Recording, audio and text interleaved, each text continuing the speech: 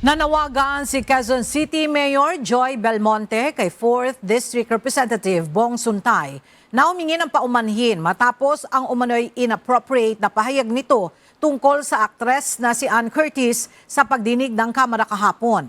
Ayon kay Mayor Belmonte, ang sinabi ng kongresista ay salungat sa advokasya ng lungsod para sa pagpapalakas at proteksyon ng kababaihan.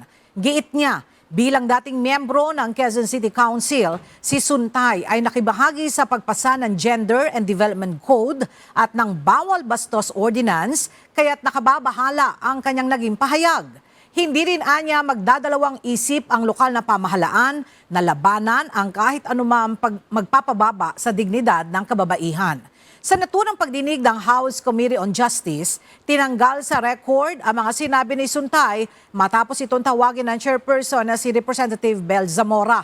Gayunman, iginiit ni Suntay na wala siyang nilabag at depensa niya ang kanyang mga sinabi ay hindi isang krimen.